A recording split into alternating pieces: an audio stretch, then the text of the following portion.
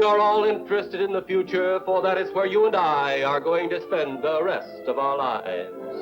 And remember, my friend, future events such as these will affect you in the future. You are interested in the unknown, the mysterious, the unexplainable. That is why you are here. And now, for the first time, we are bringing to you the full story of what happened on that fateful day. Have any of you ever heard of a movie called Plan 9 from Outer Space? No. Nope. No. Not at all. Never. What's it about? It is about the resurrection of the dead.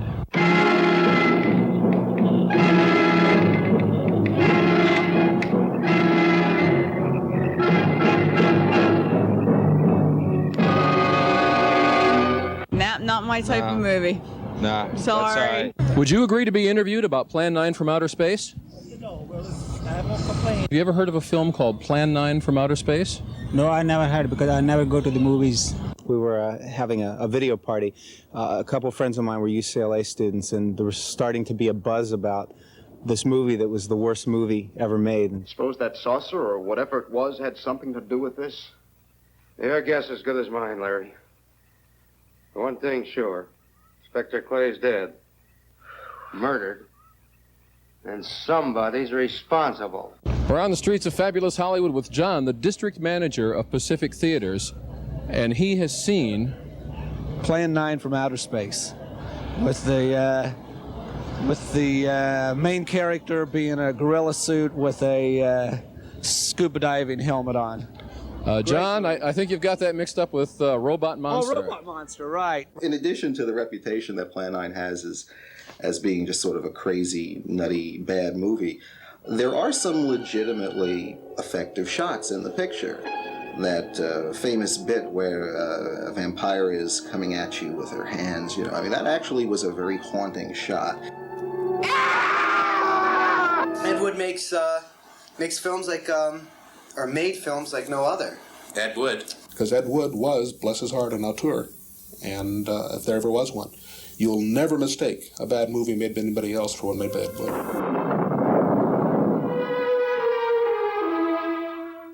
I never felt that Plan 9 was the worst movie ever made. I think that either The Creeping Terror or Gone with the Wind. One night, and this isn't a sexual thing, I was lying in bed and Ed came, I felt his spirit, into my room, and he began to dance for me. But he didn't dance with the dress on. He danced as a satyr. And it appeared to me that his feet became these little hooves. And he was Ed Wood, all with the satyr, you know, below the belt, and above, he was like a beautiful Apollo. People turning south from the freeway were startled when they saw 3 flying saucers high over Hollywood Boulevard.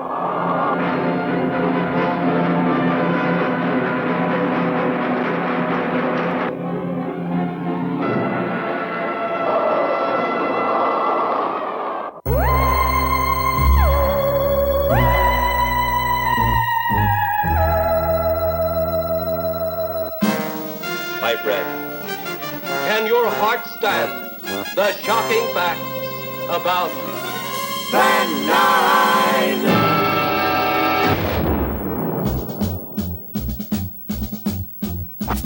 Punish the guilty. Your stupid minds! Stupid! Stupid! Reward the innocent. I'm a big boy now, Johnny. Can you prove that it didn't happen?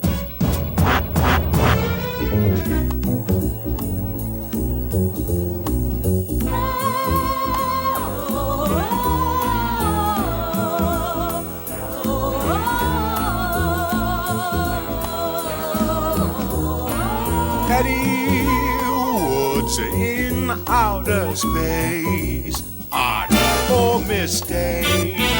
Plan 9 decide.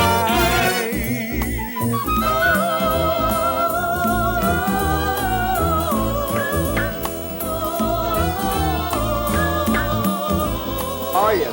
Plan 9 deals with saucers seen over Hollywood. The dead. brought to a simulated life by our electrode guns. Flying saucers seen over Washington, D.C. You mean the kind from up there?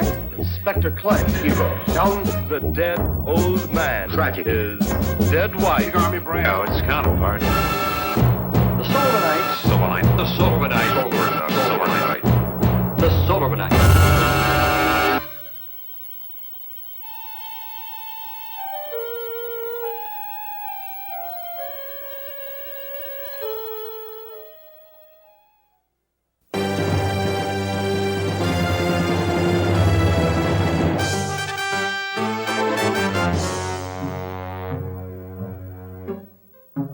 I'm standing under the marquee of the landmark Vista Theater in Hollywood. It was on this block that D.W. Griffith filmed Intolerance. And it was just around the corner here, at the only place in Los Angeles where Hollywood and Sunset Boulevards intersect, that a young would-be filmmaker named Edward D. Wood, Jr. began renting an office apartment. The year was 1947. Wood had just formed a production company with a partner to produce commercials for early television. Wood Thomas Productions. It was listed in the Studio Blue Book at that time. 4477 Hollywood Boulevard is still rental office space today with lawyers and accountants, its main tenants. But in 1947, these were the secondary offices of the feisty independent Monogram Pictures. We leased out a couple of offices, one across the way from the other. And we took those offices to set up our production company. That's how we began it. Now, when Ed lived and worked here, he had yet to write or direct any of the films for which he would eventually earn his bizarre and extraordinary reputation. And he was almost a decade away from creating his magnum opus, the film which will always be associated with his name, and the one that we're here to document and to celebrate. Plan 9 from Outer Space. They come from the bowels of hell, a transformed race of walking dead, zombies guided by a master plan for complete domination of the Earth. Plan 9 from Outer Space.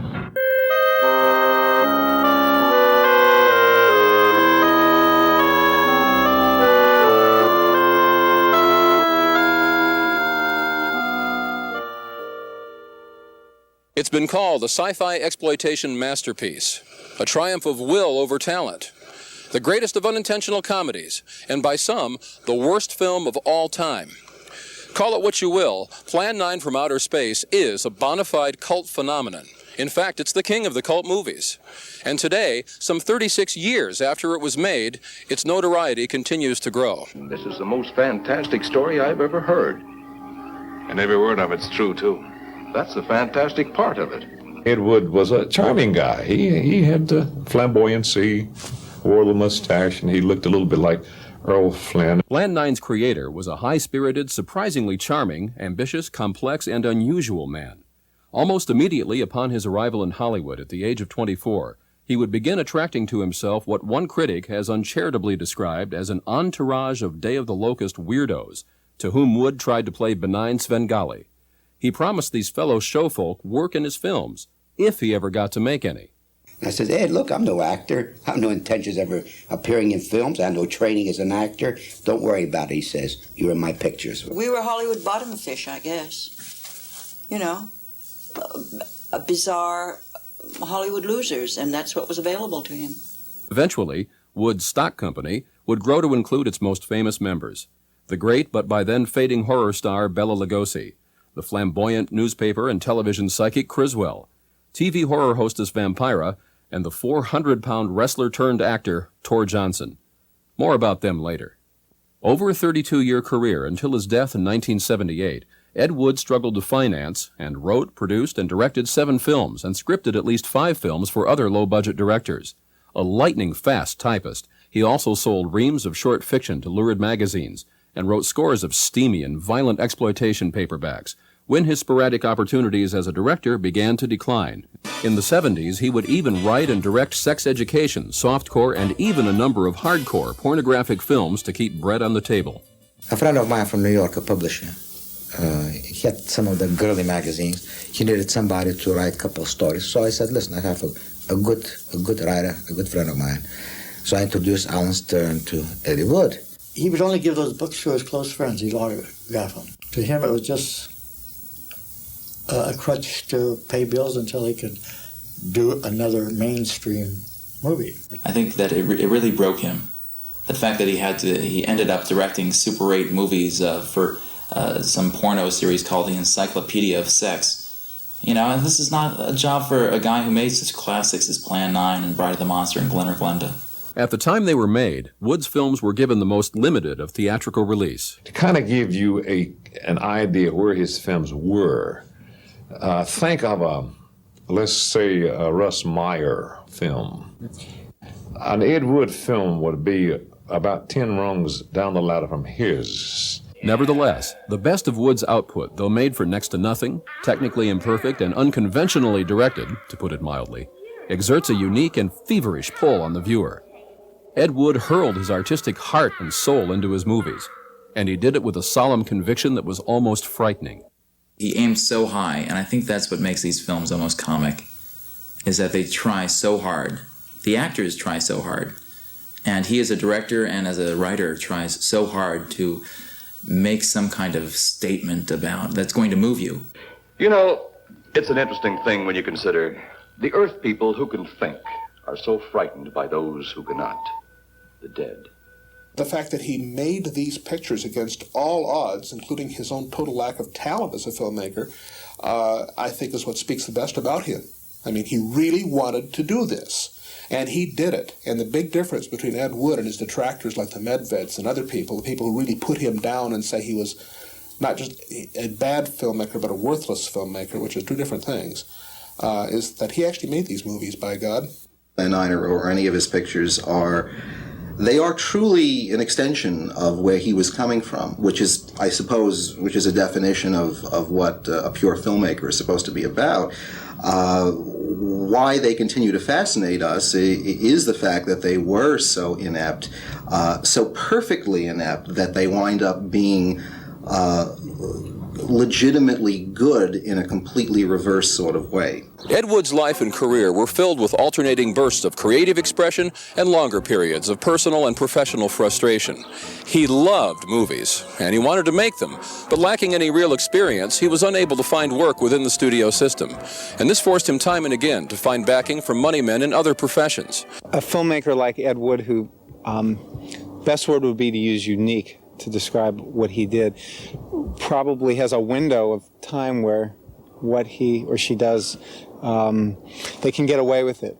And they're the ones that are most likely to hire or employ themselves. And so it can be tough to have a vision as unique as what Plan 9 and Glen or Glenda and Bride of the Monster and all those movies, to have that unique vision and then have somebody else hire you. Ed was always being approached by distributors for many of his projects, but he didn't want to tie in first. Because, you know, the thrill of producing is having a sleeper on your hands. And if you tie it up with a pre-release, then you're limited to a budget. The distributor or releasing company will generally have one of their production men there writing herd every minute. And when it's all over with, they wind up owning it all, you know. So your end is very small for all your efforts. So he preferred to take the gamble, the risk, do it as cheaply as possible, and then, you know, try for the best distribution you can get. Though Wood enjoyed the creative freedom that came with independent financing, the strain of sustaining his career in this way would eventually take its toll. There's a saying that every artist in the world is going to have his heart broken by the world. That was certainly the case with Ed. He would hit the jug, the sauce. It was toward the end where he just gave up completely. And it wasn't a fact of feeling sorry for himself.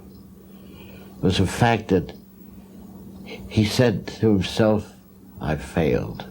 I understand that he was he was an alcoholic, but a periodic drinker.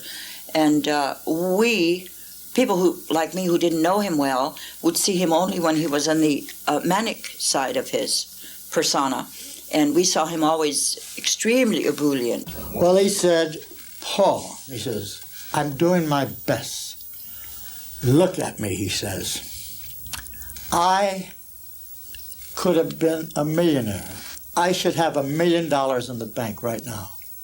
And he started crying. That was a time that he seemed to be in a period of depression or lethargy and melancholy, and he would call The minister that played the minister in the film, I think his name was Lemon, I believe. I was told that sometime late at night, he would call him and they would talk. Wood was also a cross-dresser, a fact known to just a few friends at first. It was a condition that he would explore in his very first feature film, I Changed My Sex, better known as Glenn or Glenda. Wood acts in the film as well, playing Glenn, who struggles with his compulsion for wearing women's clothing. The rumors that Wood directed in drag throughout his career can be traced to the making of this film, in which he had to direct a number of scenes while appearing in them as well, clothed in skirt, blouse, and heels to portray Glenn's alter ego, Glenda. Glenn or Glenda. This is his plea for the world to understand transvestism and to understand why he is so attracted to Angora. He had a fetish for Angora sweaters one day, and he was telling me how much he liked Angora sweaters. And it went on, and I nodded my head, you know, and I listened to it. It reminded me of Queeg and the Caine Mutiny with the steel balls. It would seem to me that the mother wanted the daughter. But evidently, they did dress him up in little girl's clothes, and his comment to people was, well, you know, they didn't know what the hell they were doing to me.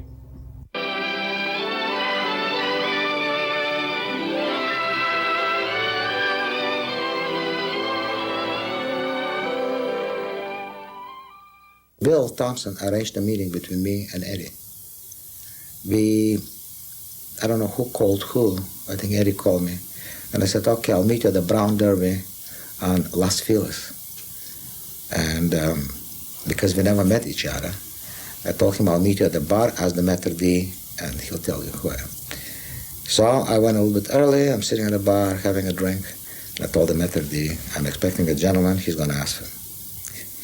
After a little while, the maitre d', whom I knew quite well, he came and said, Mr. Apostolov, he never called me Mr. Apostolov, Mr. Apostolov, your date is here. What are you talking about?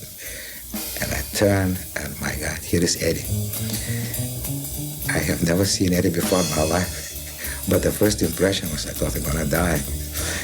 Eddie was wearing, I'll never forget it, white sweater, Angora sweater, mini skirts, because that was in the 60s. A red mini skirt, white boots, high heels, a funny baloney tits here, and a 3-day beard he didn't shave, and a mustache, and a very masculine voice. Hello, how are you? Good to meet you. It was funny. Ed Wood was born in this house in Poughkeepsie, New York on October 10th, 1924. Edward D. Wood Sr. was a postal inspector, or postal clerk, and Lillian was a jewelry buyer. And if they didn't know where he was, they did know where he was. He was at the movies, because he had gotten a job as a usher at the Bardavon Theater. He became a fan of the serials, like Flash Gordon, Buck Jones. Buck Jones was his childhood hero, and Chandu the Magician. He was definitely impressed and saw Dracula when it played in Poughkeepsie in 1931. So he was about 6 or 7 years old at that time. And seeing Dracula was, I guess, like a very dramatic turning point for Ed. And he never forgot that. His mother was a doll collector. She was a fragile, bird-like woman who collected little miniature porcelain dolls. She kept them in glass showcases, lighted, and you know, they were adorable little figures. And she raised her pretty little baby boy, rather, I think, as though he were a little porcelain doll. So his escape was the movies on Saturday afternoons. And I think that became his real world. You know, that could be why he went into films. Rudolph Gray, author of the recent book Nightmare of Ecstasy, The Life and Art of Edward D. Wood, Jr., has spent the last 10 years researching Wood's life. He notes that while Wood's parents may have been overly protective of their only child, They happily encouraged his fascination with the movies. I would say Ed Wood's parents did encourage his creative side, because when he was 11 years old, they did get him a movie camera, which is something I'm sure he wanted for a long time. Author Gray feels strongly that there is a need to document the lives of filmmakers like Wood. This Twilight area of film, if you want to call it that, really needs to be documented. Directors like Ed Wood, I mean, no one has really documented their struggle or their life.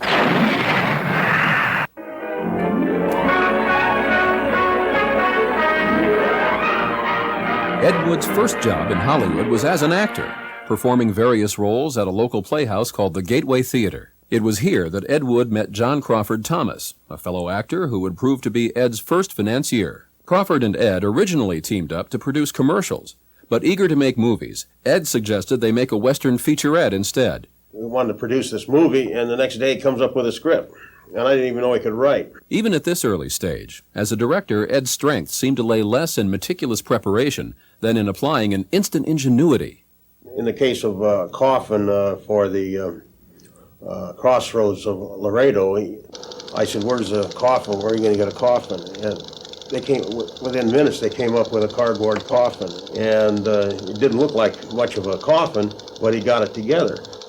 Wood himself appears in one of Crossroads of Laredo's early scenes.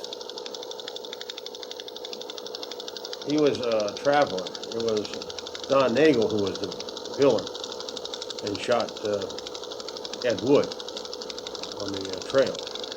Crossroads of Laredo was never completed.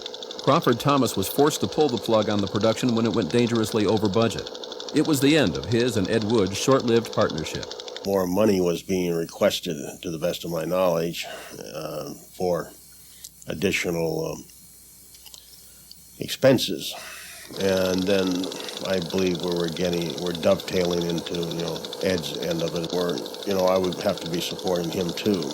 Crawford Thomas still owns the negative to Crossroads of Laredo and hopes to release it to Ed Wood fans in the future. The following year, Ed is asked to be cameraman on a short film Conrad Brooks and his brother Henry want to make as a showcase for their acting talents. Shooting takes place at a since-built-over ranch near the Mulholland Fountain in the Los Feliz area of L.A. In his zeal, Wood winds up taking over the set, directing as well as shooting.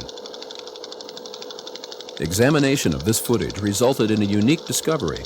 A second camera on the set that day in 1948 had managed to capture the only known film record of Ed Wood directing.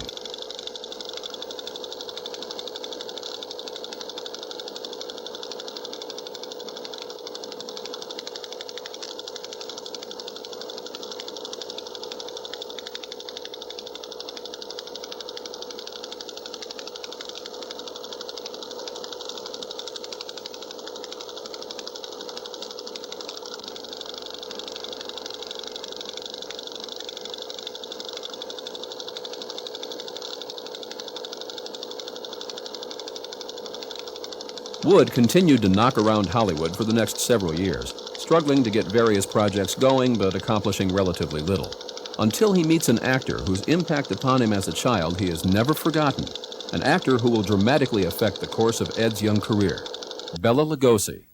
I was a real Bela Lugosi fan. I love everything he's done, man. He's one of the most curious figures there is in horror. For more than 2 decades, Lugosi had been an international horror star, appearing in such films as The Black Cat, The Raven, White Zombie, Murders in the Rue Morgue, Son of Frankenstein. Father was Frankenstein, that your mother was the lightning. Frankenstein Meets the Wolfman,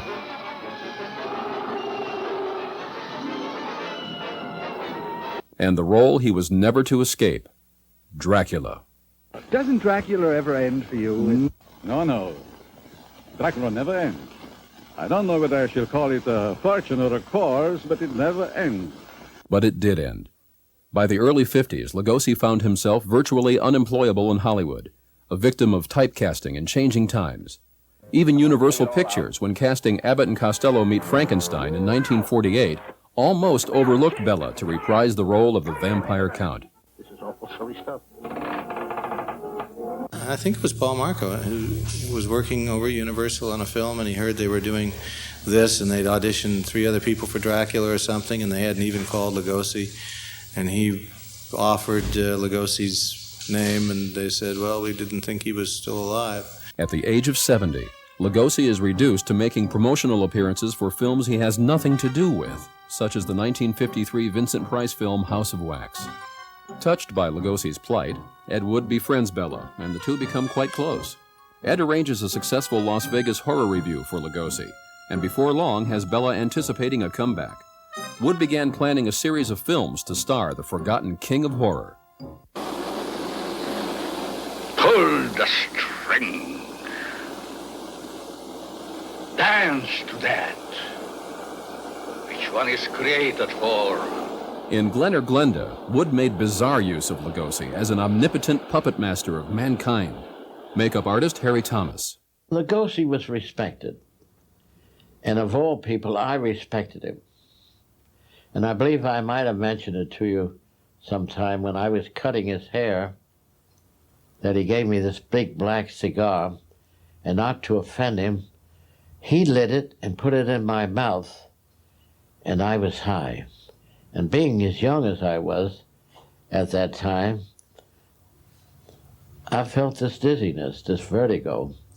And every time the cigar would go out, I'd be happy. But he'd see it and relight it, which was the worst thing that could happen to me. The standard view of Ed and Bela's relationship has been that Wood exploited Lugosi as a box office shill to further his own career. But the truth was more complicated. I have a feeling that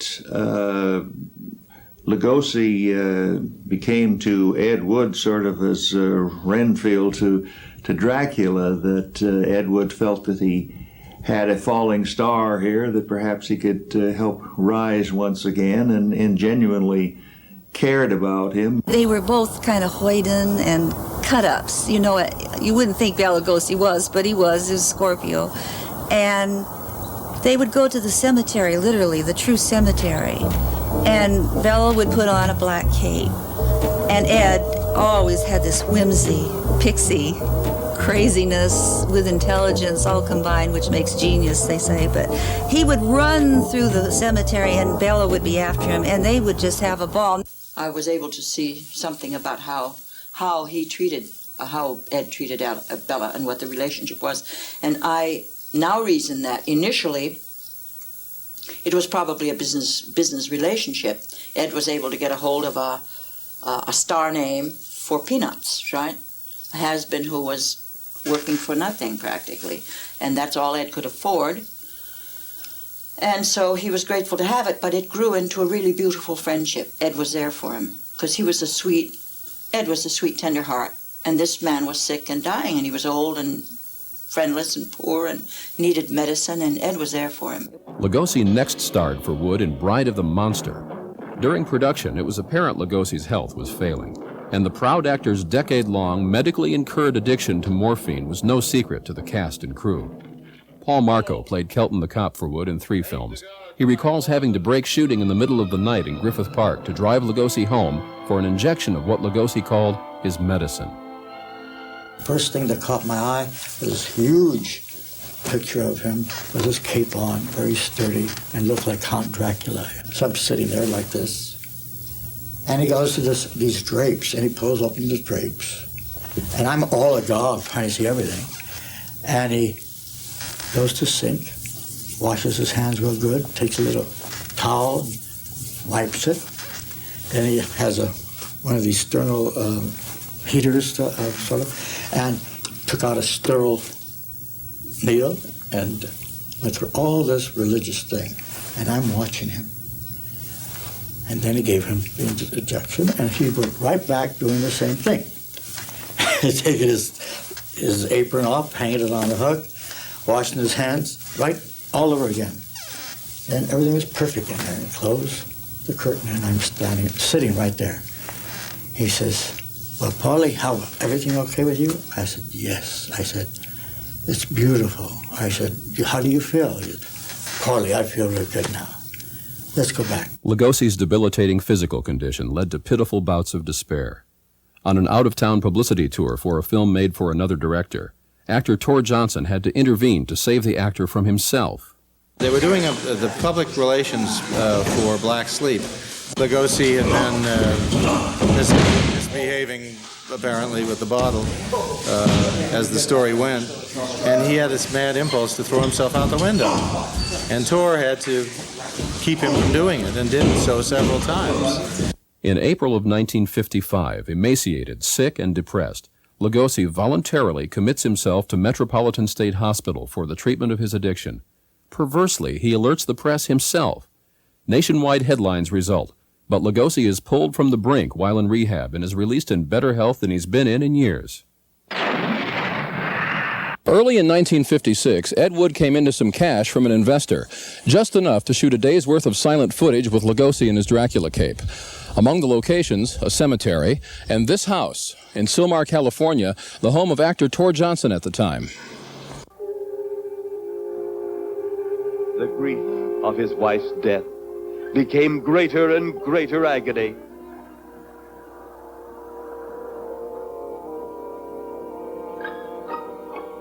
I remember the first day shooting on this, he only had $900, not even enough to do a day's shooting in those days. But he went to Kodak, bought the negative, and off we went. Got a hold of Bela Lugosi, who was at that time a very close friend of his, and started improvising and shooting with what we had. Contrary to accounts published since, this scant footage was shot with no particular storyline in mind.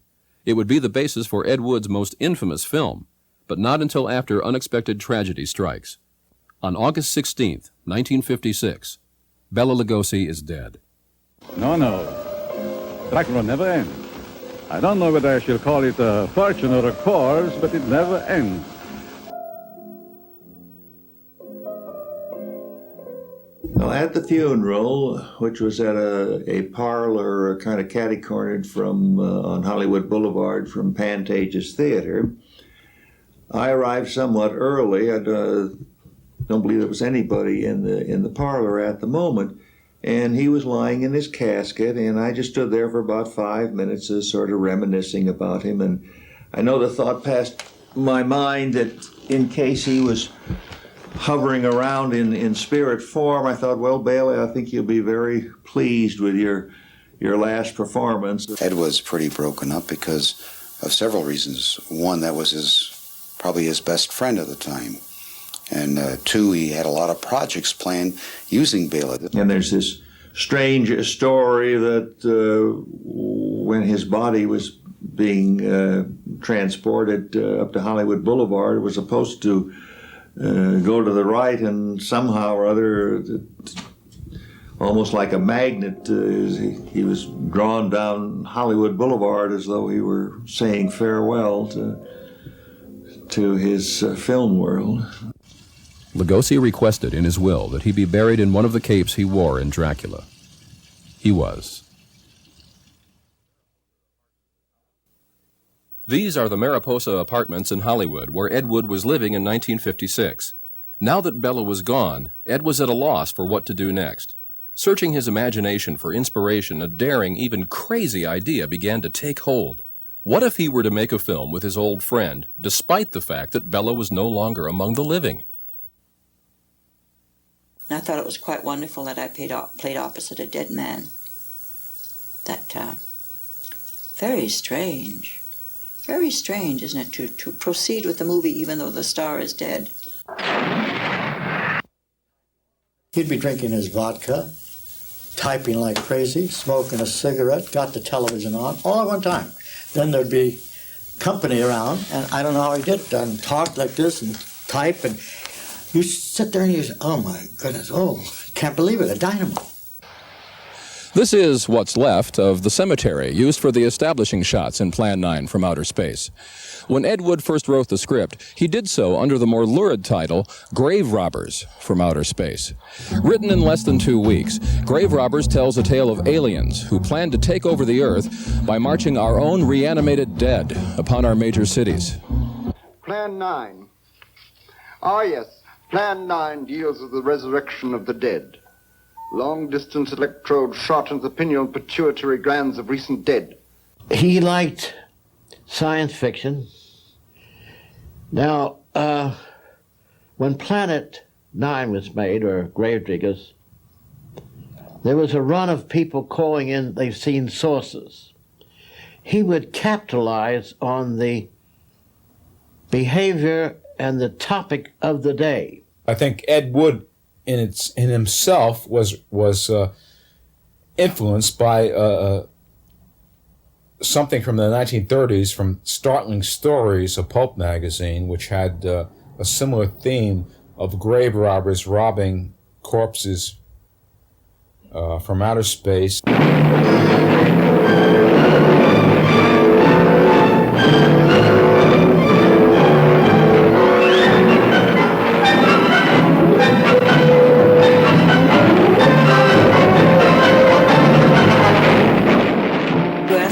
Point if he had a storyboard, and I thought, no, that's not the way he worked. He worked like decoupage. It's like if you're making a patchwork quilt. You've got this piece and that piece, and you sew it all, stitch it all together. And it's different from designing a pattern in a sketch and saying, I'm going to do a fleur-de-lis, and then around that will be a sunburst. And that would be having a storyboard if you start with a master design. I don't think he didn't start with a master design. He grabbed what was handy and stuck it onto something else that was available, and so it grew. Armed with his footage of Bella and his patchwork script, Ed raised a bit more money and did a little more shooting, but soon shut down production to look for more investors. It wasn't until he met a man named Ed Reynolds, who managed the apartment complex Ed was living in, that he found his primary investor. Ed Reynolds was actually the only contact that I had with Plan 9, Grave Robbers from Outer Space, the original title. Ed Reynolds came out to the West Coast, and he and his wife joined a little small church on Cynthia Street near Doheny, near Beverly Hills.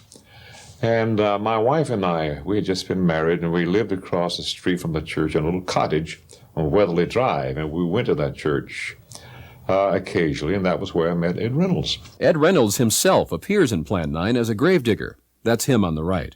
One day he came to me about a year or two later, excited that he had raised some money. He was going to make a film starring Bela Lugosi.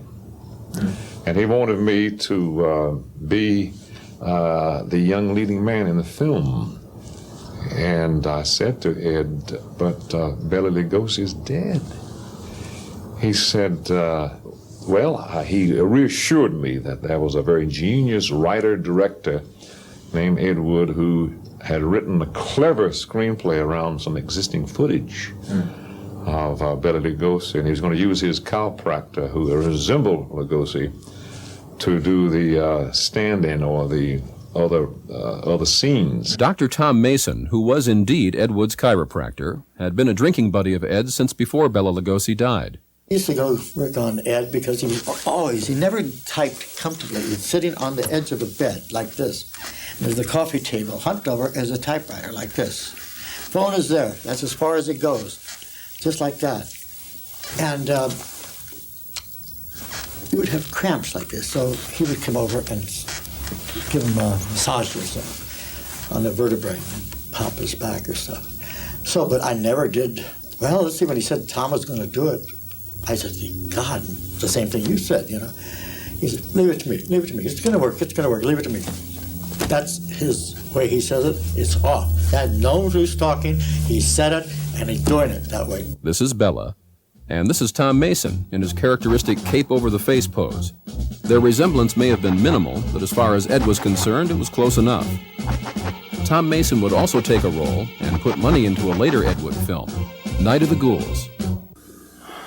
Now I grow weary, weak. The strain of spanning the everlasting is so tired.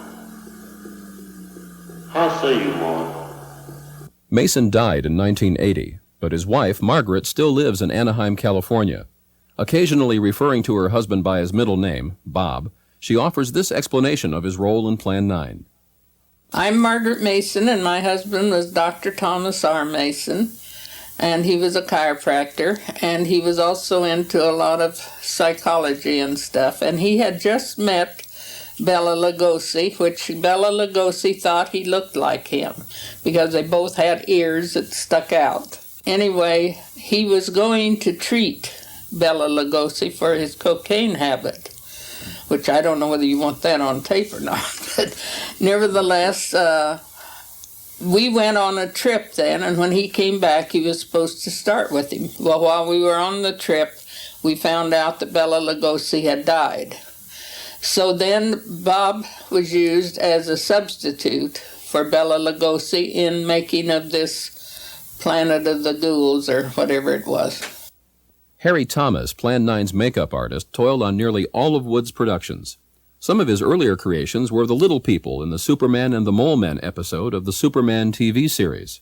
When you were told about Ed Wood's intention to use this previously shot footage of Lugosi and to double him with Tom Mason, did you find this inventive, or did you feel that maybe it wouldn't work?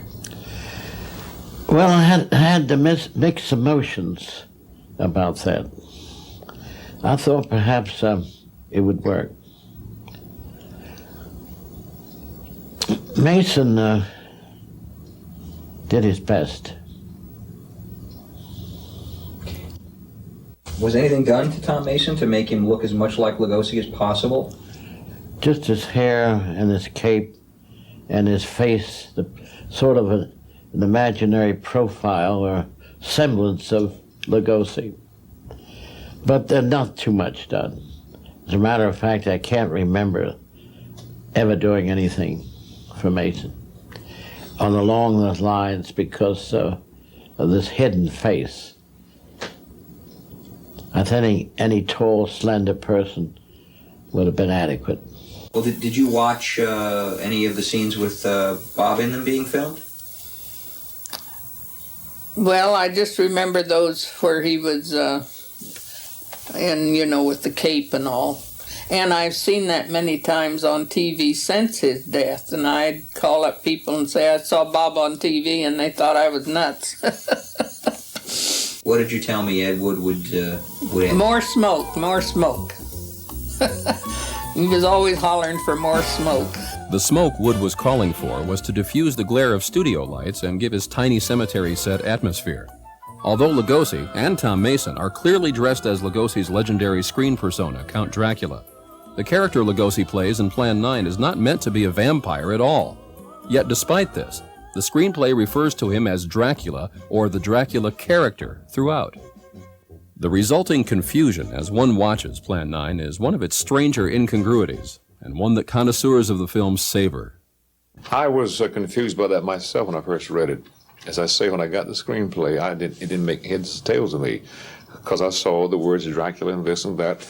I think that when Wood sat down to write the screenplay, he just wrote as fast as he could, and thinking of Bela Lugosi, he thought of Dracula, and he used that as a handle to just indicate what the scene was.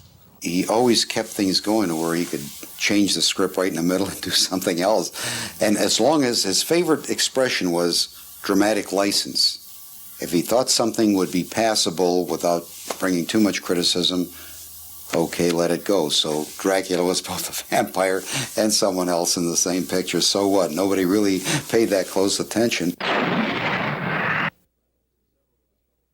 Now bankrolled by Ed Reynolds and several of his fellow Baptists, Plan 9 entered its main period of production. The shooting schedule called for 5 days in the studio and 2 more days of various silent exteriors. The title change to Plan 9 was imposed by the Baptists, who felt the word grave robbers was sacrilegious. Also, Reynolds and Company requested that Ed Wood and some of the cast be baptized before finally agreeing to fund the production. To keep the cash coming in, Ed agreed. I think Reynolds suspected Ed being a drinker, because Reynolds himself was an alcoholic at one time.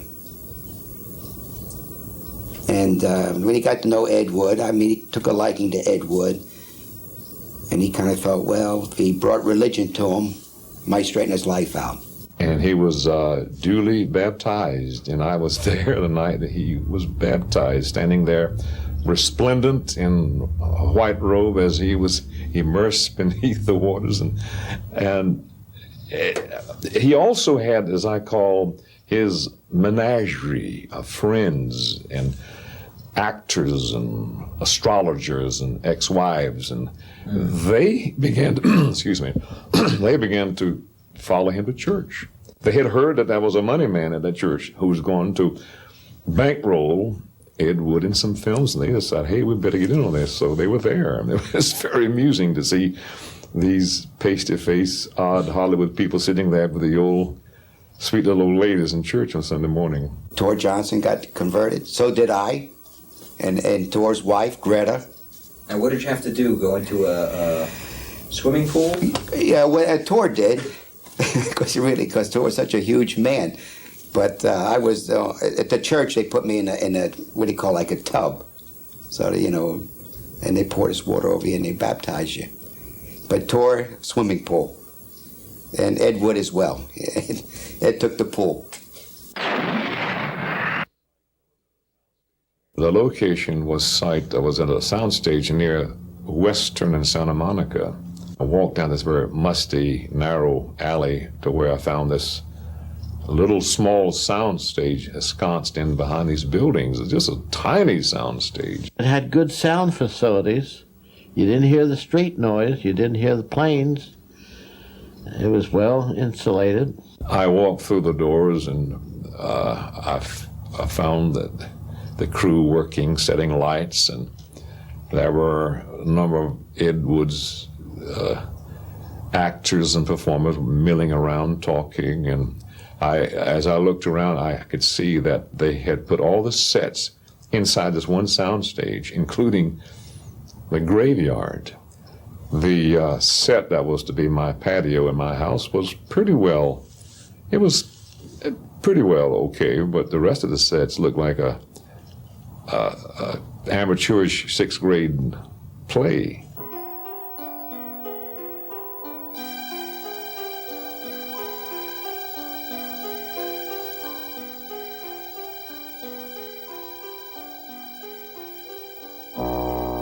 It's safe to say that most actors or technicians reporting for work at Quality for the first time were taken aback by the studio's hidden-away location and small size. This is Quality Studios today, tightly sandwiched between a strip club and an apartment building that, at the time Plan 9 was made, was called the Harvey Hotel. Quality rented out its stages to low-budget producers throughout the 40s and 50s, but no one who worked there on Plan 9 from Outer Space had gone anywhere near it in almost 35 years. Locating it for this documentary was a challenge, but by searching the neighborhood street by street, it was finally rediscovered.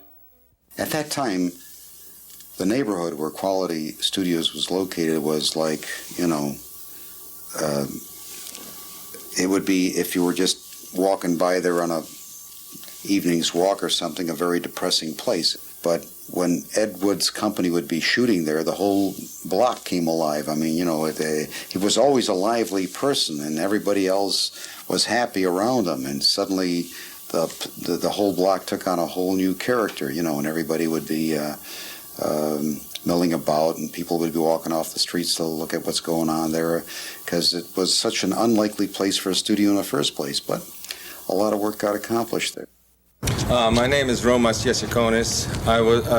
I'm the owner of this property here on Santa Monica Boulevard in Hollywood.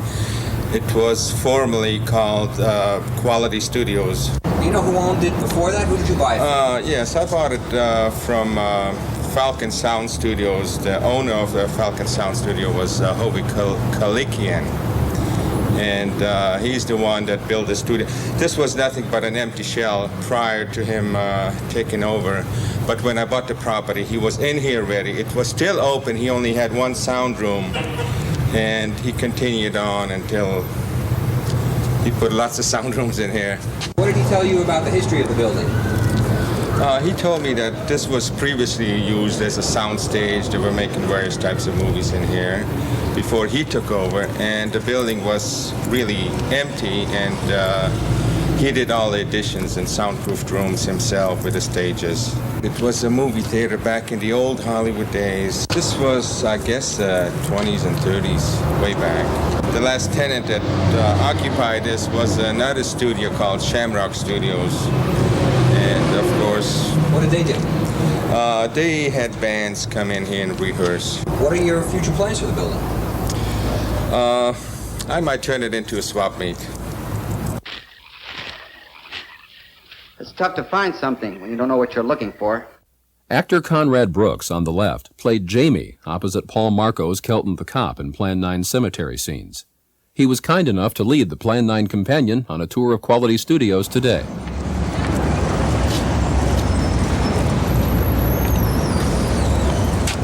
Well, that's strange.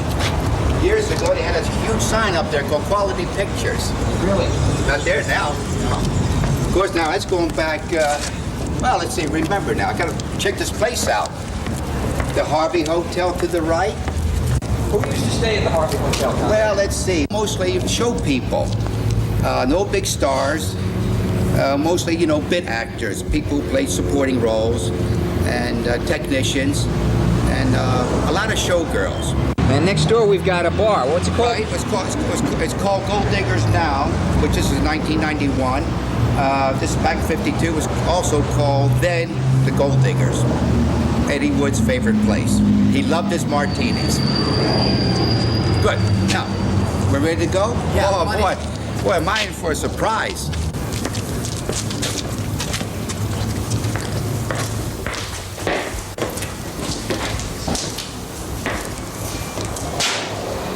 Let's bring back any memories, Conrad? Yes, quite a few. Now, as I recall, the shadow here against the wall here, it's sealed right now. But actually, there were two. There was a small office here, and there was one to the right of me. I don't remember this here. This was sealed off here. This must have been recently put up, or there's no opening at all before. Really? That wasn't there at all. Conrad, we found this on the floor. It may be one of the flying saucers, although I kind of doubt it. Knowing Ed Wood, if it was here to use it somehow. Well, listen, it might work. Let's try it.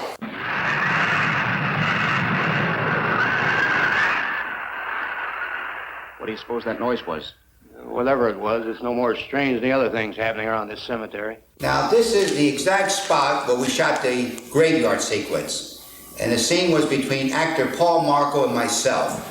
And as I remember, my famous line in this scene here with Paul Marco, went like this. It's tough to find something when you don't know what you're looking for. It's sure hard to find something when you don't know what you're looking for. How's that, Mark? He let the actors do it. He was involved in the technical aspects of where the camera stood and where the lights were and the moves. He was involved in, and he was deeply engrossed. One thing I noticed on that set was that everybody was deeply engrossed in his or her job. And when you're in a major studio, there's a lot of boredom sitting around, a lot of card playing, and nobody's paying. Everyone's clock watching. And here, I guess because these people were trying to make names for themselves, they're all, checking their makeup or checking their hair or reading their lines, or they were all gung-ho to, almost too tensely determined. I feel the most important person on any of Eddie's pictures was the cameraman, Bill Thompson. I was very beautiful in that film in Plan 9. It was because of him. He lit me very well, photographed me very well. I mean, we may have seen a pillow on the grass that we weren't supposed to see in the cemetery, but he lit me beautifully. Before he started filming, he came and introduced himself to me and told me I was very beautiful and was honored to do me. Well, hey, now is that uplifting? Of course. I saw a flying saucer. Saucer? You mean the kind from up there? Yeah, its counterpart. It was shaped like a huge cigar. Dan and Edith saw it too. Oh, it burns me up. These things have been seen for years. They're here. It's a fact. Oh, but what's the use of making a fuss? But last night I saw a flying object that couldn't have possibly been from this planet. But I can't say a word. I'm muzzled by army brass. Character actor Gregory Walcott is one of Plan 9's more illustrious alumni, having appeared in over 60 major motion pictures and more than 300 television shows, including Norma Ray and Steven Spielberg's Sugarland Express. Walcott remembers that, for him, Ed Wood's style of film directing took some getting used to. He gave us very little direction. And he was mainly just concerned about getting it on film and getting his shots done and set up, and very little exposition. He wouldn't get you off in the corner and help you to get down to the amoeba of the scene or the motivation of it. I don't think he knew what the motivation was, nor could he describe it. He just wanted to get the actors in a position where they would say the lines and say them where you could hear them. Tragic. Regarding takes, he very seldom would do a retake. If someone flooded the line in a scene, he'd say, shoot the entire scene. We'll just go over it. We'll just cover the errors in a cover shots, pickup shots. So he was not so much concerned with quality as quantity, as getting it on film. Burbank Tower, this is American Flight 812. Over. Wouldn't surprise me any if he's asleep this time of the morning. American Flight 812, this is Burbank Tower. If I were asleep, you'd never get on the ground. In your case, maybe I ought to leave you up there for good. Over. You got me that time, Mac. This is American Flight 812 requesting... It was the last scene that I had to shoot, the last day, where it was supposed to be a scene in a cockpit and of an airplane. And normally when I do a scene, I like to get to the set ahead of time and, for a couple hours and just kind of get the feel of it and what the choreography is going to be and logistics. And so I said to Ed Wood, where's the cockpit set? He says, well, they're building it. So I waited for, an hour or so and kept waiting for them to bring the cockpit onto the soundstage. And about an hour before the scene was to be filmed, 2 carpenters brought on 2 masonite boards and bent them into an arc and then nailed them somehow to the floor, and then they put shower curtains behind that, and that was the hull of the airplane, the cockpit. And then they brought in from the spaceship some various pieces of the radio set, and that made up the cockpit. And I couldn't believe what I was seeing, and the cameraman shook his head. He couldn't. It looked awful. He was very busy, Ed, and happily so. But it seemed to be all camera busyness. And then, of course, he had his megaphone when it was actually rolling to give the immediate instruction through the megaphone. That always came through the megaphone. Did you find that kind of comical? I found it flowery. I liked it. I didn't find it funny. I found it rather sweet. I didn't know that nobody else was doing it anymore. I thought it was rather poetic. The bullhorn, yeah. Well, yeah, if she was at a distance, why strain your voice? Ed said, he says, I have some Martians in here, and Tor likes you. He'll be on the picture, Tor Johnson. And he said that you won't have to do too much with the bit parts and things like that. He says, but you may have to have some help because there are Martians in it. Right away, I thought, gee, this is a challenge for me. You have your report? We had to pull in here to Space Station 7 for regeneration. We're returning to the planet Earth immediately thereafter. What progress has been made? We contacted government officials. They refuse our existence. I don't even know why Eddie even used me, because I never got to do the Martians. He said, we don't have the time, we don't have the money. I was disappointed because I had sketched out what I thought would be best for these people, even the clothing. And unfortunately, I never got to do it. They came out with the barbershop haircuts and the Oxford accents, and I did go to the sound man and said, can we do anything different with the sound? Because in the original drawings, I had the mouths, instead of normal like we have, I had them circled, and they would speak where they would articulate, and you could understand them, but there'd be a slight whistle, a little vibration of a whistle through the voice. And this could be done through the sound. Well, Ed didn't buy it.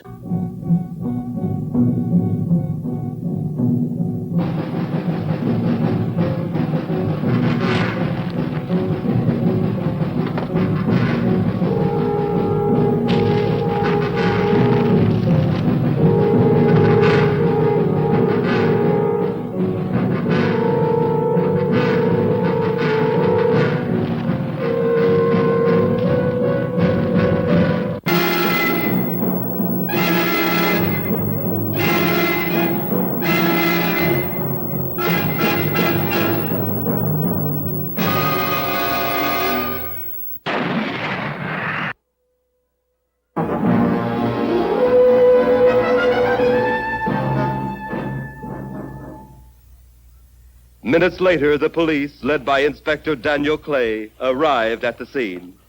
Who found them? The man and girl. Medical examiner been around yet? Just left. Okay, Inspector. What are you going to do? Look around a little. Pretty dark out there. Once you get beyond the range of those lights, you won't be able to see your hand in front of your face. I will get one of the flashlights from the patrol car.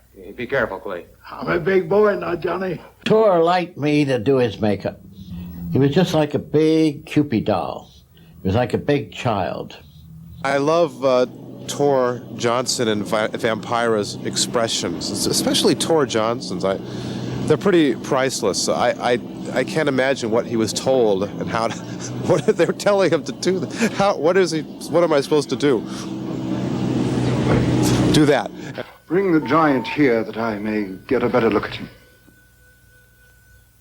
The eyes were lenses. And in other pictures, I did do other things with his eyes, but not this one. This picture had the lenses. Now I have taken the skin of an egg, a fresh egg, and break it and use the skin to put over their own sclera, that lining of the eye. The scars were created on Tor's face with cotton, spirit gum, and collodion. And I make sure that it wouldn't be a permanent scar or would be detrimental to his skin. You have to be careful because sometimes collodion will burn, especially if it's used over the same area more than once. So I was certainly to move it over just a little each time so it wouldn't be over the same spot. And was Tor pretty patient with that process of the makeup? No, Tor is always like a child, getting his hair cut. He anticipates it, but he's not happy. He wanted to let his hair grow, and I said, if you let your hair grow, your career will go down the sewer. I said, that baldness, I want my hair. I says, no, Tor, don't let your hair grow. Keep it shaved. I'd run the blade over it, the barber's blade, the clipper over it, just make sure that none of it was stubbing out. He's a nice person. I kind of miss him. It's likely a lot of people miss actor Tor Johnson. Born Tor Johansson in 1903 in Sweden, Tor passed away in 1971. He appeared in at least 25 films, always typecast as heavies in the most literal sense. Tor even squared off in a wrestling match against actor Dan Blocker in an episode of TV's Bonanza. But his fame rests on 6 fright films made between 1955 and 1961, 3 of them with Ed Wood. Tor's fame was further solidified courtesy of a rubber mask, first issued by the Don Post Mask Company in 1965.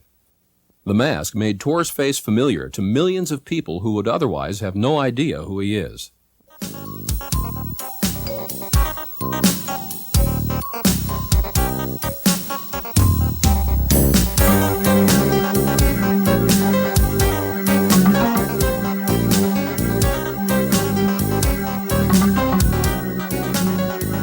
Don Post Studios still thrives in North Hollywood. Don Post Sr. virtually invented the latex mask as we know it in the late 1940s. He also worked, uncredited, on classic science fiction films, including Invasion of the Body Snatchers, for which he sculpted the pods and other makeup effects.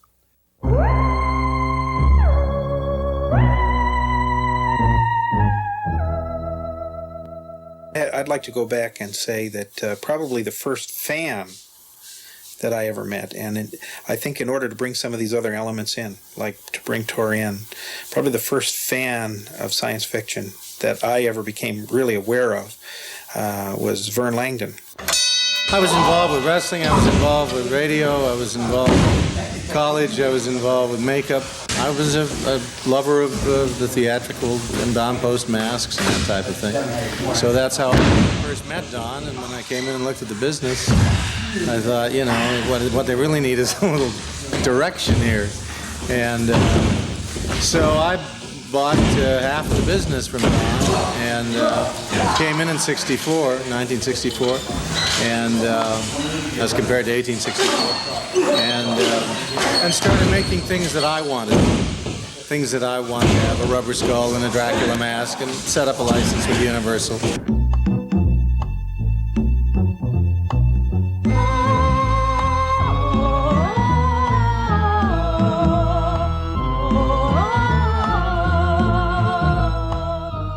There was a life cast taken of the mask, but after that it was sculpted using the life cast as a reference, and it was sculpted by Pat Newman. I think she really captured something of Tor. She captured his scariness, she captured his gentleness, and she captured that bigger-than-life feeling. I thought it'd be a great mask. I wondered at the success of it, but again, I wanted one. I thought it should be done. It would have meant some royalties in Tor's pocket, so I set it up and we did it that way. And it was a good seller. One of the best sellers, in fact. Tor is by far Plan 9 from Outer Space's most beloved and familiar mascot. This is due partly to the actor's threatening physical appearance, but perhaps it's also because audiences sensed that beneath the exteriors of the mute, hulking monsters Tor played, there was a kind and gentle soul. Tor was like he was like a sugar bun inside. I had put on a little convention, I think it was called California Con, something like that, and invited all of the fans from a couple hundred miles around who were readers of famous monsters to come, and the star of the occasion was Tor Johnson. He, you know, when you took off the mask of the monster like Karloff, there was Santa Claus behind it. I knew Tor from wrestling, and he was a great wrestler, the Super Swedish Angel. He was one of the most dangerous men in the sport because of his size, and he really packed a mean punch. And not too many guys came out of a match on top of Tor. I remember him putting his arm around me, and I'm about maybe 5'11 and a half. And Tor would put his arm around me, and my head would rest nestled in his armpit. The guy was huge. His arms seemed to be like this big. He used to tell me little tricks of the trade there, and his favorite was, before he'd have a match with somebody, you know, commensurate with his power, would be, you know, he had that bald head, so he would take razor blades in between his fingers and he would just scratch his head about an hour before the match, and of course he'd draw blood. He'd try to just get a little bit below the skin layer so blood would come out, then he would blot it with a handkerchief in cold water or whatever, and by the time he'd get in the ring it would look perfectly normal. But then when the other wrestler would knock him to the ground, sooner or later a wrestler was going to get his head hit on something, the ropes or the canvas, and when that would happen, it would open up again and blood would be all over the place. He was a tremendous eater. He was just always eating up a storm. He always had trouble finding clothes that would fit. Most everything had to be custom made. He would get stuck in cars. He'd get stuck in chairs in his own home. The things that I remember about him were his fun attitude and his enormous size and the warmth and love that you felt when you were with him. He'd put his arm around you and you'd just disappear. It was like, like Andre the Giant. If you shake hands with Andre, your hand's gone. He was here a minute ago, and if Tor put his arm around you, there was nothing of you left. I locked up with him a few times, and I'll tell you, he had a headlock that would kill. In the late 50s, Tor was an unlikely contestant on Groucho Marx's quiz show, You Bet Your Life. Meet Groucho Marx. Welcome to You Bet Your Life. Say the secret.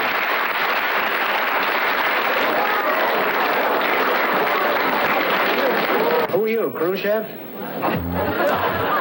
Tor Johnson. You're Tor Johnson? Why? Did he get angry at him? No, there's a Swedish name. Tor Johnson is a Swedish name. Oh, Tor Johnson, you mean, huh? Yes. I can't say Johnson. In the course of preparing this documentary, it was learned that horror director Sam Raimi and Evil Dead 2 co-writer Scott Spiegel often recreate Tor's landmark appearance on Groucho's show for Friends.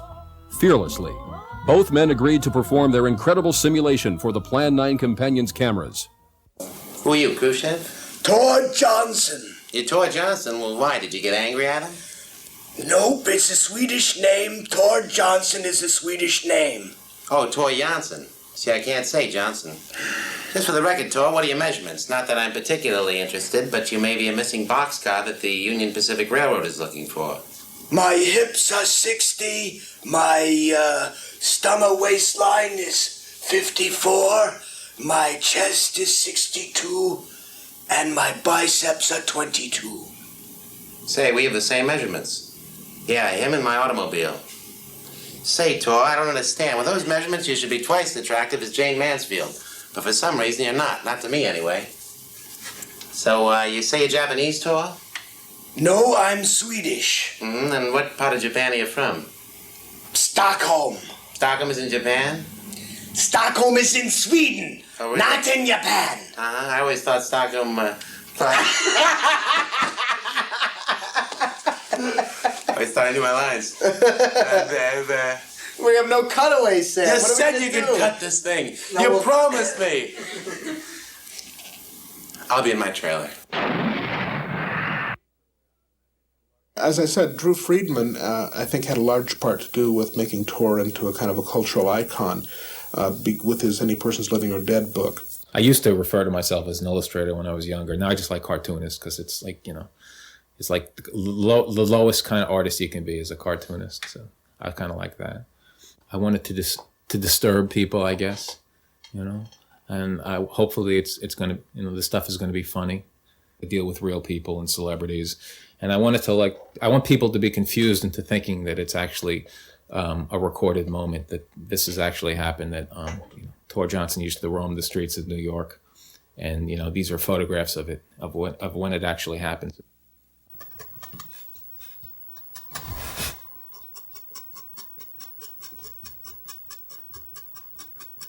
If there's a thread that runs through everything, I guess it's the fact that it's all done in dots. I guess that sort of sums it up. Hopefully it's disturbing, it's dark and disturbing, and it's going to upset people. Although I'm not as interested in upsetting people as I used to be. The Tor Johnson work was never meant to make fun of him. It was always meant to pay tribute to his life, and show that he was a working actor in Hollywood in the 50s, and but he also had a life at home where he'd eat Swedish meatballs and the like. And it wasn't all glamour. I really enjoy drawing his face, and he has as he got a little older, he got deep lines in his brow, and he's got the heavy eyebrows and the pug nose, and and the pointy bald head. It's just fun to draw.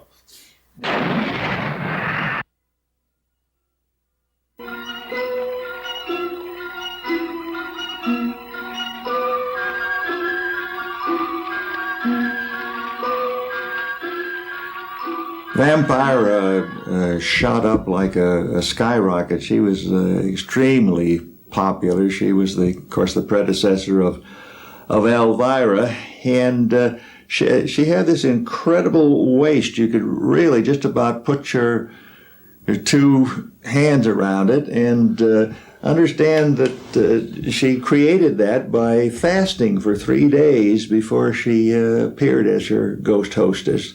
My name is Stephanie Locke, and I'm a dominatrix. That means I speak softly, carry a big whip, and wear leather for a living.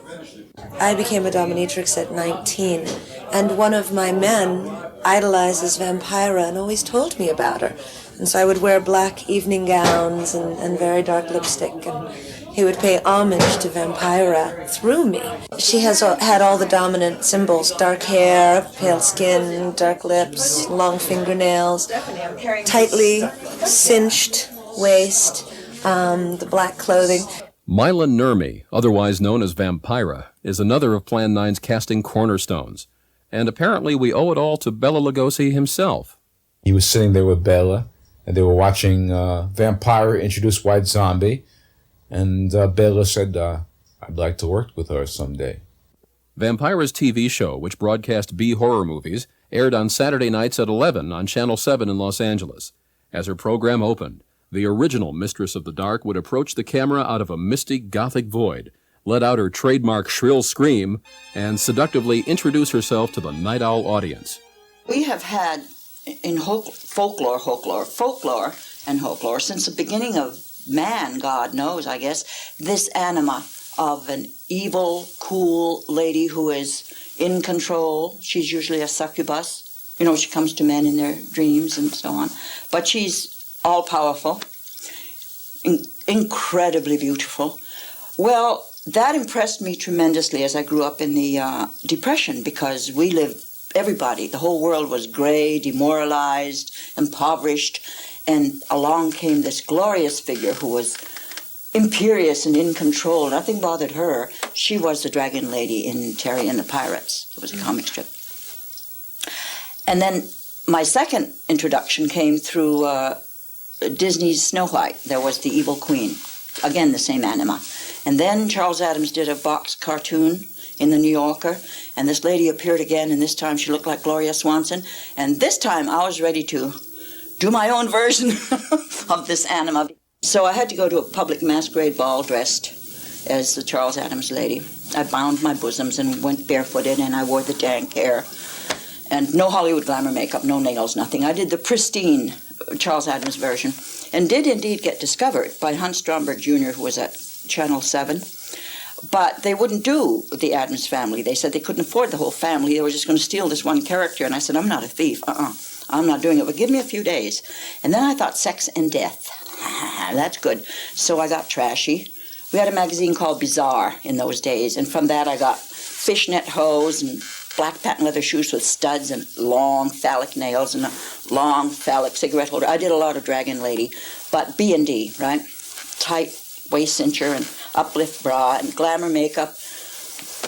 So that's what happened, and they allowed it. Hunt, I came and showed Hunt. He said, that's fine, and we went with that. And Vampira was born. I was paid $79 a week, $59.60 take home, midnight Saturday night. It was a very dead time slot. Well, within 3 weeks, Life magazine was there knocking, saying, hey, we want to do you. So the studio took notice. What have we got here, right? And, you know, all hell broke loose. I had fan clubs all over the world, which I don't think has ever even happened since then with a local show. In Plan 9, Vampira is supposed to be playing Bela Lugosi's deceased wife, brought back from the dead by the invading aliens. Why Bela's wife should look like, well, Vampira, right down to the revealing black dress, is anybody's guess. But Plan 9 fans wouldn't have it any other way. I made myself up at home, which was my custom, and then, since they couldn't afford a chauffeur for me, or as big major studios did, I went on the RTD. It was the cemetery set they had there.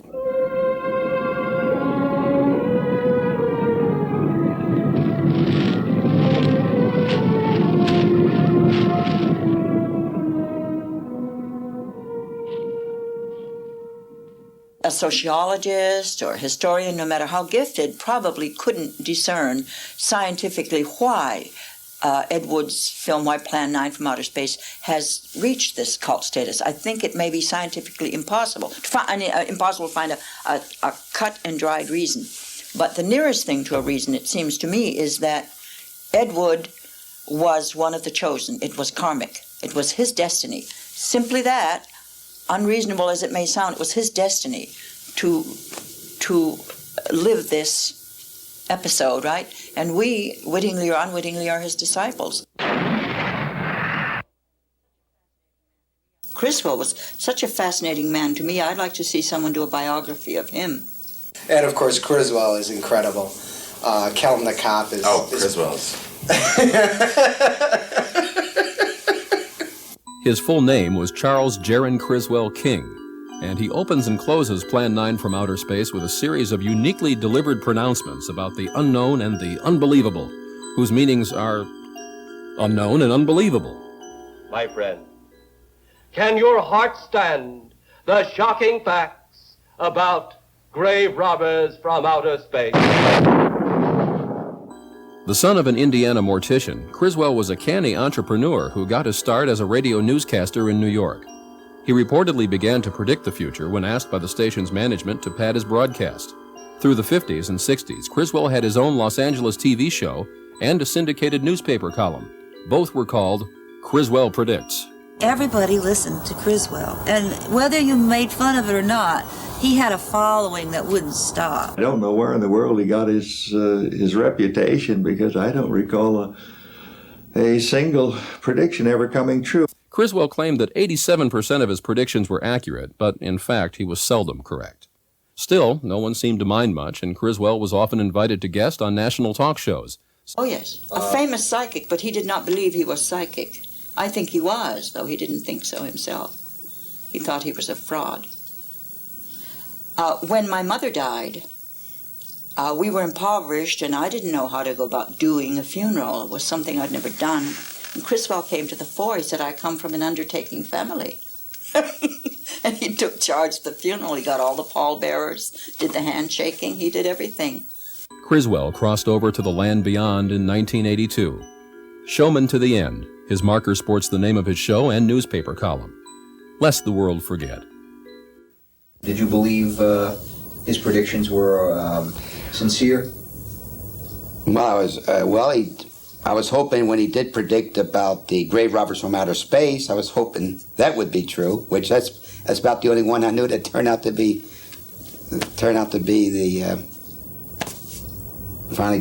the right one.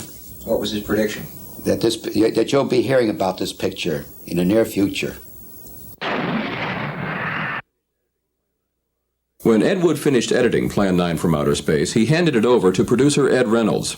The finished film had gone over poorly at test screenings, but Ed Wood remained ever optimistic. While he went on to other projects, Ed Reynolds began looking for a distributor. No easy task. The release of the film was handled by Ed Reynolds. He went to New York a few weeks later in an effort to get a distribution. He started at the very top of the production, releasing companies like Paramount all the way down. He was there about 3 weeks, getting no one to handle the film. And he was staying at some hotel in New York, and his funds ran out. And they took his luggage, his suitcases. The hotel bill did until they could pay his bill. And he just ran into hard times, and his wife finally was able to send him some money from Los Angeles so he could pay his bill and get home. As I understand, some months later he was able to work out a distribution with a small company. He had to provide the release prints. And a lab, I think, made 10 or 15 release prints, but they took his lien against the film as a mortgage, as a guarantee.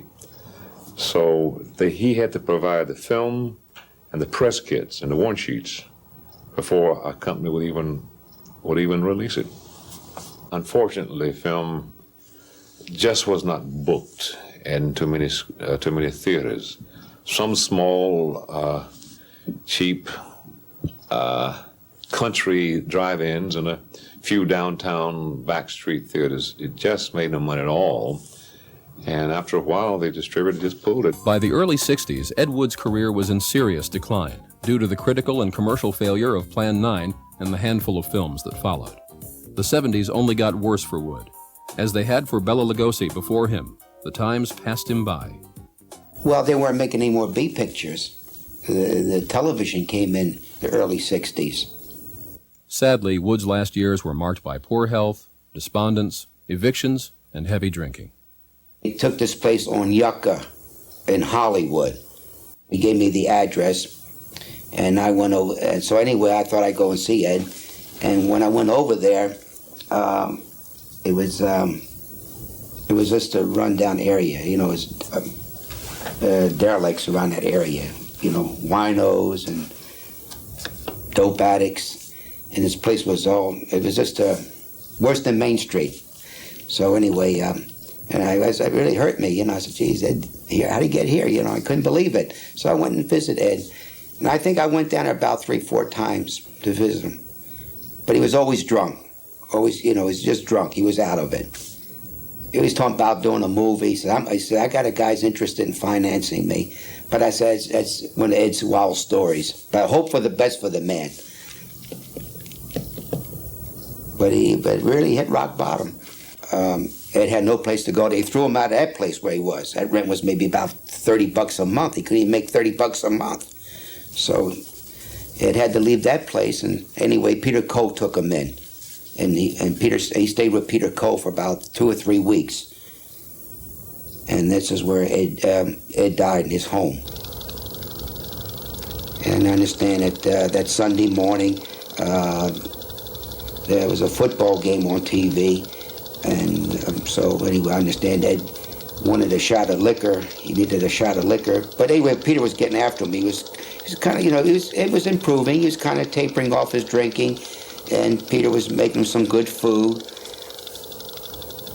But I remember Ed said, I need a drink. And I think Peter did give him a drink.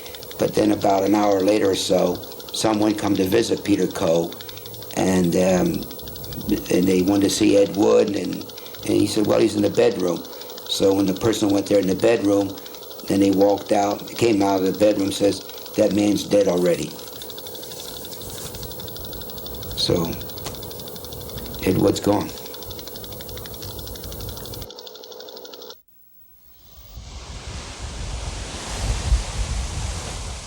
Wood's ashes were scattered at sea by his wife, Kathy. There is no place to mark his passing in the world, and even the trade paper of his industry, Variety, failed to run an obituary. The end of Wood's life might well have been the end of interest in his films, but barely had Plan 9 completed its minimal 1959 theatrical release when its long, slow climb to rediscovery began. As early as 1961, it was appearing on television.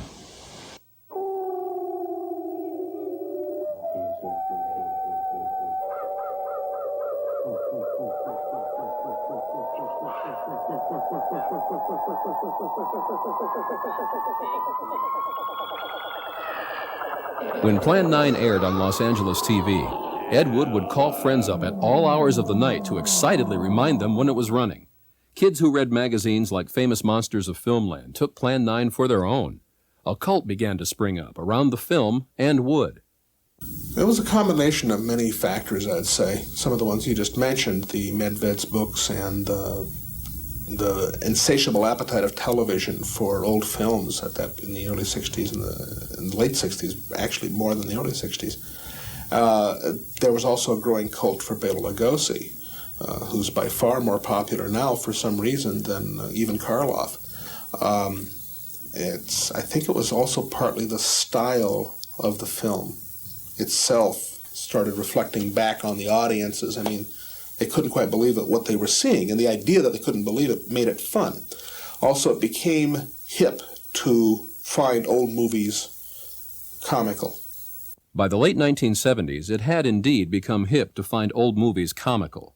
The phrase, "so bad they're good," was resurrected, and a pair of film buff brothers named Michael and Harry Medved decided to tap into that sensibility with 2 books, The 50 Worst Films of All Time, and its much more influential follow-up, the Golden Turkey Awards. There's always been this underground cult of Plan 9 fanatics. I think Joe Dante was the first one really to write about it and take it seriously. When he was 14 or 15 years old or something, he wrote this list of the worst monster movies ever made for Famous Monsters, I guess. And I had seen that list, and so I was partially inspired by that. At the 75th birthday party for Forrest Ackerman, Famous Monsters of Filmland editor, director Joe Dante recalled the article in question. The big thing came to me, how can I get more money with Famous Monsters? This was the quest of every kid my age. As it happened, I wrote a big long letter about a lot of movies I hadn't seen, and I had previously sent out a list of all the best movies that I had ever seen, so I sent out a list of all the worst movies that I'd ever seen.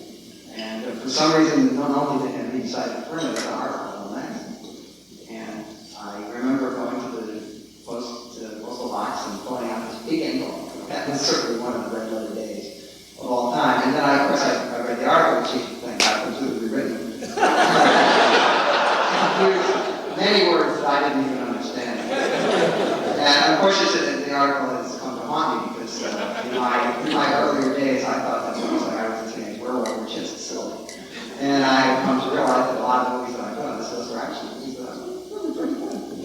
And I actually kind of. For better or worse, Plan 9's place in popular culture is inextricably and controversially bound up with the Medved's so bad it's good philosophy. Without the Medved's attentions, Plan 9's fame would certainly be less than it is, but the downside has been that Plan 9's infamous tag of worst film of all time, attached to it not by the Medveds but by a write-in vote from their readers, splits Plan 9 fans right down the middle to this day. We listed it as the worst film of all time according to our readers of the 50 worst films of all time, and the underground cult became an above-ground cult. Is Plan 9 the worst film of all time? That depends on who you ask. I think Pink Flamingos is probably the worst movie ever made. It's interesting all the way through, and that's more than you can say for a lot of pictures, because to me the biggest sin a film can commit is being dull. And Plan 9, whatever it is not dull. Meryl Streep's last movie, to me, would be the worst film of all time, or any film that she's in. Screenwriter Terry Black wrote the film Dead Heat, as well as several episodes of HBO's Tales from the Crypt. He occasionally teaches screenwriting and has made novel use of Plan 9 in his curriculum. I'm always looking for ways to make the classroom a more dynamic experience for students to take something away from it. I've always believed that one way of learning how to write a screenplay, how to structure a story, how to put a film together, is to see an example of how it's not done well. So my brainstorm is I thought, okay, we'll take Plan 9, we'll show the film in its entirety. I don't normally do that. And before I did, I instructed my students to take out pen and pencil, and I said, what I want you to do is every time you see something done badly, write it down. And at the end, after we've seen the movie, we'll go around the class and we'll count. We'll see who found the most. In order to make it fair, well, I did it myself. And so I took the liberty of bringing my list along with me here. What I found were 82 flaws with the movie. Would you like me to read this?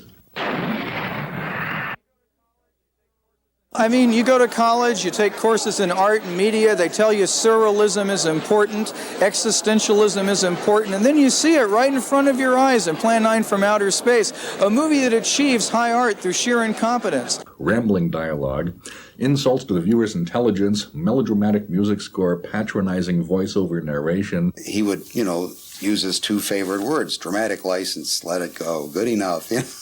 Why is it so important that you want to contact the governments of our Earth? Because of death.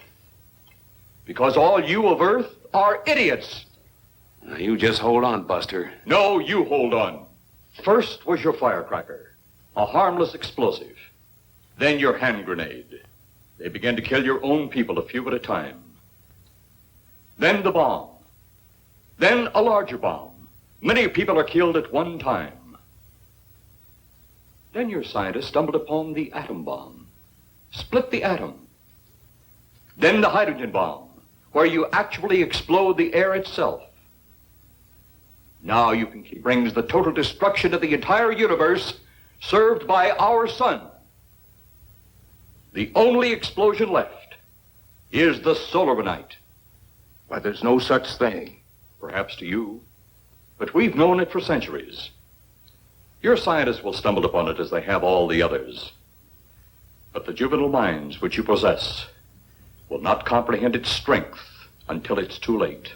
Lugosi's bad acting, boring shot composition, cheap set design, clumsy editing, ridiculous transitions, fake-looking plane set, dime store special effects.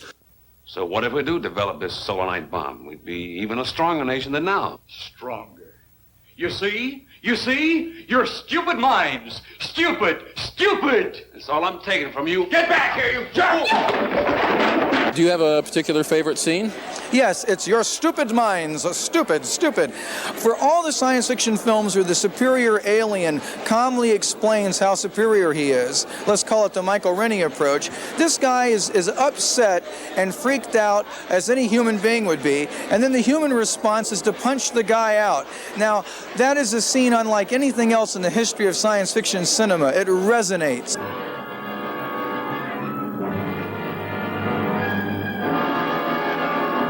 In this sequence, Bela Lugosi's double is about to be shot.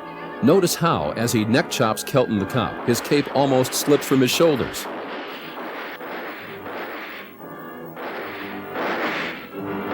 absurd off-camera screams, stupid analogies, Lugosi's off-camera death, day for night transitions, Tor's delivery of lines, shot continuity, transition to fake-looking house, boring direction, cigar-shaped spacecraft that aren't.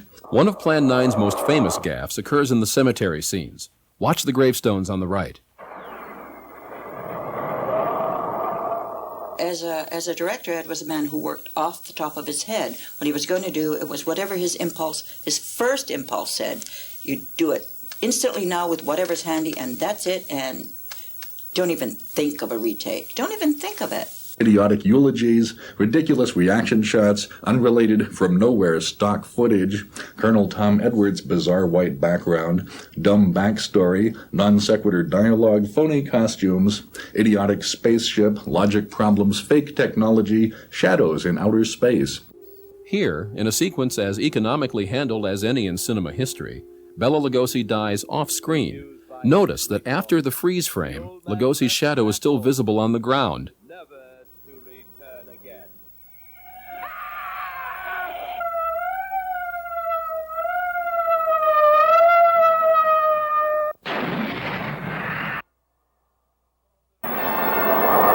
Saucer seat over Hollywood.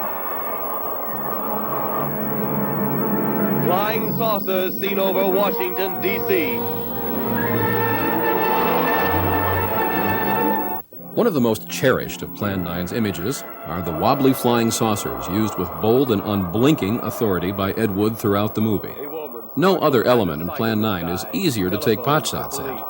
We've all seen the hubcaps flying with the nylon strings or whatever they have, fishing tackle glinting. We can see the strings that are moving the things about. Bobby, have you seen Plan 9 from outer space? Yes, I saw that flying saucer. Plate, it was, right? It was a plate. Ed Wood invented symbolic effects to take the place of special effects, that it's wrong to view his films as having bad special effects. Instead, we should say that when he wants a special effect, he puts a symbol on the screen of the special effect he would have if he had the money. I mean, I don't see the strings. I mean, if you really look for them, maybe you can see them, but I mean, that's not what I'm looking for, and that's not what I see. The saucers in Plan 9 were said to be everything from Cadillac hubcaps to pie tins to paper plates. It made for such a good story that even Ed Wood took to telling people he'd used hubcaps for the saucers. But Wood had given one interview in which he told the truth. What he said was this: he'd simply gone to a local hobby shop and purchased half a dozen commercially available model kits. And here it is, the only flying saucer model kit available at the time Plan 9 from Outer Space was made. To get his saucers to fly, Wood simply drilled 3 holes around the rim of each model, strung monofilament through the holes, and puppeted the models before various painted backdrops. Careful comparison with the film reveals that these model saucers were indeed used, and the Plan 9 companion is proud to have solved this mini-mystery once and for all. Pointless saucer footage, witless up there, over there, in their speech, psychopathic pillow-grabbing wife, idiotic idioms, unscary zombie attack, same Lugosi footage used again and again and again. Tor can't get out of his own grave.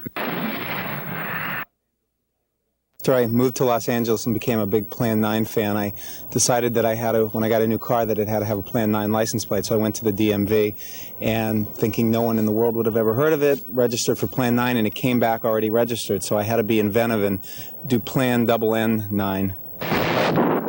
Having a license plate that says Plan 9 gets a lot of traffic interruptions. People are always stopping and saying, "What is Plan 9? I mean, what happened to Plan 1 through 8? If I heard that another time, you just want to go, ugh.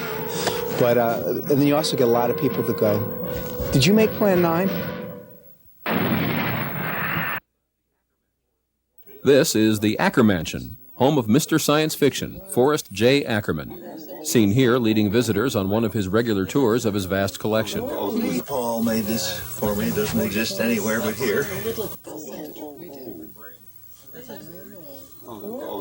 Best known as editor of famous monsters of Filmland, Forey is also a literary agent for such authors as A.E. Van Vogt. In the very early 50s, he even tried to sell the fiction of a struggling young author named Edward D. Wood, Jr. Among the rarities from Mr. Ackerman's collection is the only known surviving piece of wardrobe from Plan 9 from Outer Space.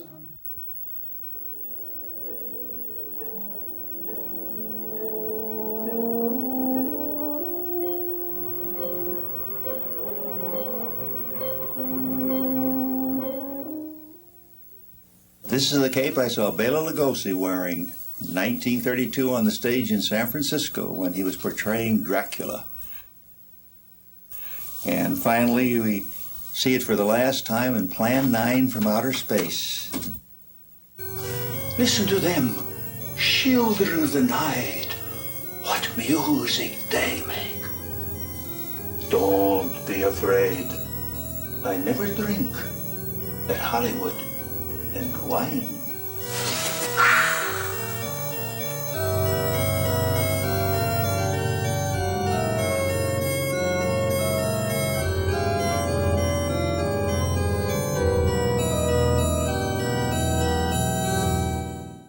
Hi, welcome to Hollywood Book and Poster Company.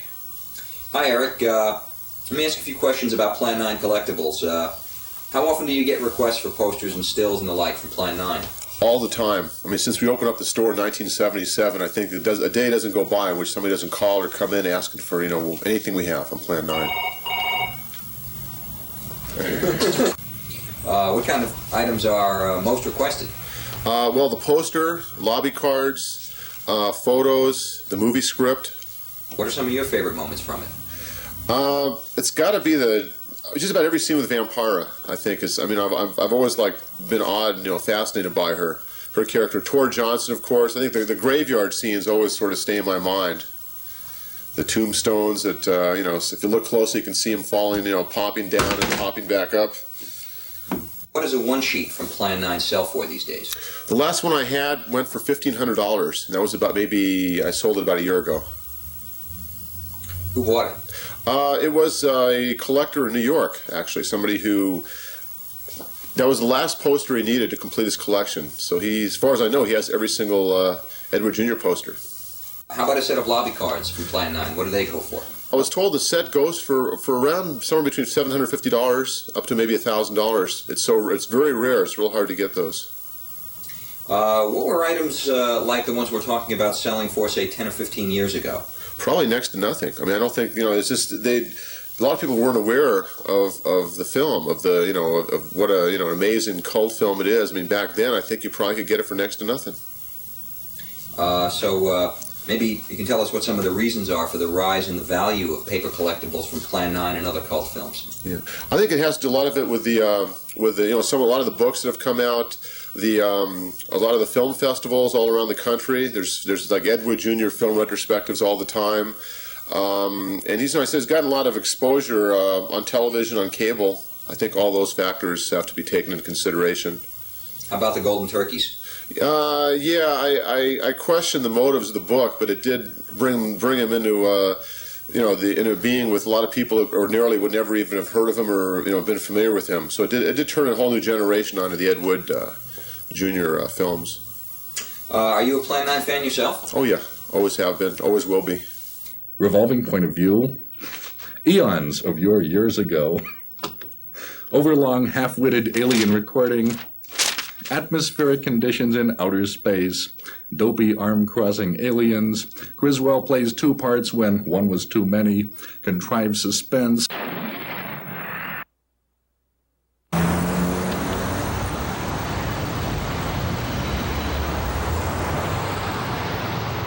One of the legacies of Plan 9 from Outer Space is its oddball ripple effect through popular culture, which continues to this day. Like many a contemporary hit, Ed Wood's self-proclaimed pride and joy has inspired comics, T-shirts, masks, models, postcards, a soundtrack album, even a musical adaptation, not to mention regular retrospective screenings and a steady stream of writing about the film and its creator. It's been said of Plan 9 that it's an anti-masterpiece, that Ed Wood was an anti-genius, and that we watch Plan 9 in rapt anticipation of its next wrong move. There's room for that theory, just as there's room for the simpler theory that Ed Wood did his best to make an entertaining film and succeeded, if not exactly in all the ways he may have intended. Without question, time has been good to Plan 9. There's more than a little irony in the fact that the very qualities that made it a critical failure when it was made are the very same ones that ensure the film will never be forgotten. Of all the things written about the film, perhaps this quote sums Plan 9 up best. No matter what time it is when you watch Plan 9 from Outer Space, it always feels like 3 o'clock in the morning. Yeah, its counterpart. Unconvincing Terror, Dim-Witted Decomposition Ray, Dicta Robitarii, which is a terribly dumb name. I think Plan 9 has endured as a movie because, and for the same reason that Glen or Glenda has, so many framing devices that it's like a bunch of Chinese boxes. And when you finally emptied all the boxes, there's nothing there. Ed Wood always puts in narration where narration is totally unnecessary, and then surrounds the narration with more narration until finally you disappear into the thickets of commentary and you forget there was ever a storyline. It's a confidence trick. Plan 9 from Outer Space is an hour-and-a-half magic act, and there was nothing up Ed Wood's sleeves. It's good. That's why it endured. Well, it's mainly because everyone's brain damaged, right? I think, in a sense, he's an American success story. He got to make movies, and his name is on the screen. At the end of his movies is Made in Hollywood, USA, by God. No, I don't think he can be summed up so easily. People keep wanting to pigeonhole him, to want to find 2 or 3 words they can use as a descriptor on him. Find him in a short entry in Katz's Film Encyclopedia. Tragic-driven American filmmaker who made low-budget turkeys. Yeah, he wasn't. He was a lot more things.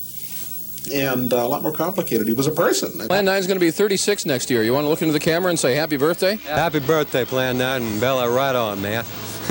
Absolutely. I mean, I think there should be a parade, celebrations. They should probably do, they have to be a Plan 9 or Edward Jr. Day in L.A. declared by Mayor Bradley. Happy birthday, Plan 9. You age like fine old wine. That's a rhyme, isn't it? Happy birthday, Plan 9. Well, I was hoping when he did predict about the grave robbers from outer space, I was hoping that would be true. Which that's about the only one I knew that turned out to be finally turned out to be the right one. What was his prediction? That you'll be hearing about this picture in the near future.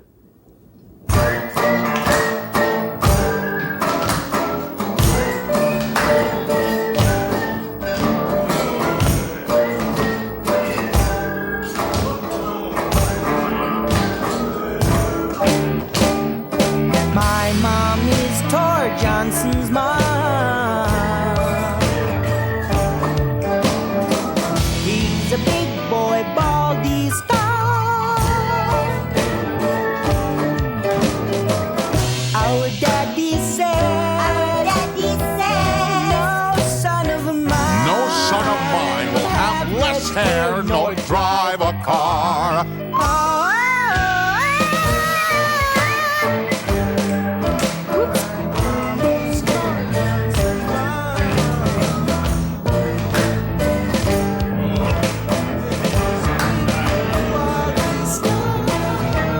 Thor Johnson doesn't brush his tooth. Thor Johnson bites the dentist.